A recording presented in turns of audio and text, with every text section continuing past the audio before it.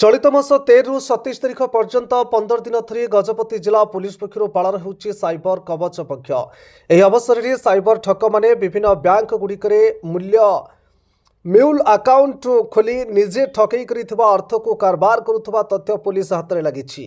जिलार पारलाखेमुंडी काशीनगर गाराबंध और मोहना थाना अंचल किसी जातीय बैंक रु मोट 49टी एभली अकाउंट को फ्रीज कर तदंत आरंभ करिछि पुलिस। एतिमध्य 11टी अकाउंट सह जड़ित थिबा 11 जनक नाम मामला रुजु करिछि पुलिस। एसबु अकाउंट रु प्राय 4,15,000 टंका जबत करा जाइछि। पुलिस हाथ में धरा पड़िथिबा समस्त साइबर ठकरे जड़ित थिबा अभियुक्त माने पारलाखेमुंडी अंचलर याकु ने अधिक तदंत जारी रखिछि। परवर्ती समय रे आउ अधिक तथ्य खुलासा हेबो बोली एक आयोजित सांबादिक सम्मेलन में सूचना दैछन्ति गजपति आरक्षी अधीक्षक जतेन्द्र कुमार पंडा। हमरो ओडिशा राज्य सरकार निर्देश एवं पुलिस डीजी महोदय निर्देश क्रमे गत 13 तारिख ठारू फेब्रुआरी 13 तारिख रु फेब्रुआरी 27 तारिख पर्यंत साइबर कवच माने पक्ष गोटे पालन करा जाउची। एथिरे आमे गोटे स्पेशल ड्राइव करबा पई हमकु निर्देश रही। जो स्पेशल ड्राइव विशेष करी म्यूल अकाउंट उपरे आमे गोटे स्पेशल ड्राइव करूछु। समग्र राज्य रे जेमति करा जाउची गजपति जिला पुलिस तरफ मध्य ए जिल्लार विभिन्न बैंक गुड़िक जो म्यूल अकाउंट गुड़िक खोला जाइछि ता उपरे आमे निर्दिष्ट भाव में केते गुड़िए केस करिछु।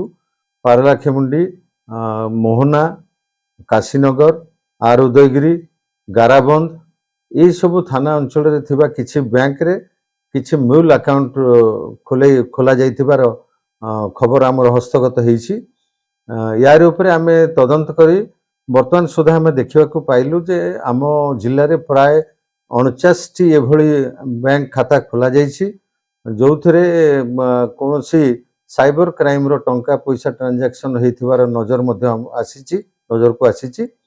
आमे सेथिरु वर्तमान सुधा 11टी अकाउंट होल्डर को वेरीफाई करिछु एवं सेमानकर बैंक खाता रे थिबा टंका एवं समग्र 49टी जाक अकाउंट रे रहिथिबा टंका आमे फ्रीज करूछु एवं से टंका गुड़िक क्यों क्यों अकाउंट रु तांको पाखु आसीछि से व्यक्ति किए क्यों अर्थ रे तांको ए पैसा देइछंती ए बाबद रे तदंत हमर जारी रहिछि।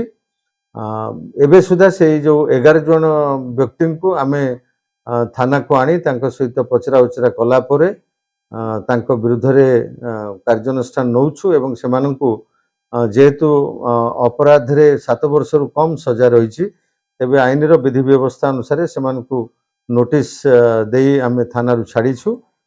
सेमानक विरुद्ध रे चार्जशीट खूब शीघ्र आमे दाखल करिवु। आमे जनसाधारण को कहबाकू चाहिबु जे साइबर अपराध रे ये होछि गोटे अंश विशेष जो थरे मूल अकाउंट निरीह लोक मानक नारे साइबर क्रिमिनल माने खोलितांती तांको से बाबद रे मासकू किछि टंका से माने पैठ करितांती किंतु लक्ष लक्ष टंका सेते ट्रांजैक्शन हेताय। आमे आपण मानक माध्यम रे समस्त को जणाइबाकू चाहिबु जे कौनसी व्यक्ति अन्य कहार प्ररोचना रे एभली अकाउंट खोलंतु नाही कारण आपण को सेही अकाउंट पई आपण को मध्य असुविधार सम्मुखीन होबाक पड़िबो एवं आईन रो परिसर भितर को आपण को मध्य जीवाक पड़िबो। तेबे एबे जे आमे जतिकी बैंक रे टंका जमा रहितिबार देखिछु म्यूल अकाउंट रे आम जिल्ला रे प्राय 4,15,000 टंका रु ऊर्ध्व टंका ए अकाउंट म्यूल अकाउंट गुडी करे रहिछि सेगुड़ी को फ्रीज कर दिया जाइए। खूब शीघ्र तदंतर अग्रगति हम पुणी आपण मान को आमे परवर्ती घटना संपर्क में जनइबु। सब व्यक्तिगत निर्दिष्ट बैंक रो ना कहवा उचित हबो नाही तेबे नेशनलाइज बैंक गुडी करे एभली अकाउंट मध्य खोला जाइछि। एक्जेक्टली आमे मध्य सेही आधार रे आमर तदंत करुछु जे ए टंका जदि कोनोसी अकाउंट रो आसीछि से व्यक्ति किए से काहे क्यांको टंका देले से टंका से कोठु पाइले ये ऊपरे आमर तदंत वर्तमान जारी रहिछि তদন্ত সরিলে পুଣି ଆପଣ ମାନଙ୍କୁ ମାନେ ସର୍ବଶେଷ ବିବରଣୀ ଆମେ ଆପଣଙ୍କୁ ଦେଇପାରିବୁ। ଏଥିରେ ନିଶ୍ଚିତ ଭାବରେ ଯଦି ଏ ଆକାଉଣ୍ଟ ଖୋଲିବାରେ କୌଣସି ବ୍ୟାଙ୍କ କର୍ମଚାରୀ ହୁଅନ୍ତୁ ବା ସରକାରୀ କର୍ମଚାରୀ ହୁଅନ୍ତୁ କାହାରି ହାତ ରହିଥିବ, କେହି ଚଞ୍ଚକତା କରି ଏଭଳି କାମ କରେଇଥିବେ, ତାହେଲେ ତାଙ୍କୁ ମଧ୍ୟ ଆଇନ ଅନୁସାରେ ତାଙ୍କ ବିରୁଦ୍ଧରେ କାର୍ଯ୍ୟାନୁଷ୍ଠାନ ନିଆଯିବ।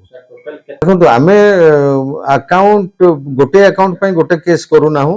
गोटे थाना अंचल जेते गुड़े एभली म्यूल अकाउंट खोली से पाई गोटे थाना गोटे केस करा जाउछि। से भली आम पाखे 49टी अकाउंट पाई आमे वर्तमान 4टी थाना रे केस करिछु। से थाना गुड़िक है पारलाखेमुंडी, काशीनगर, मोहना, आर उदयगिरी एवं गाराबंद।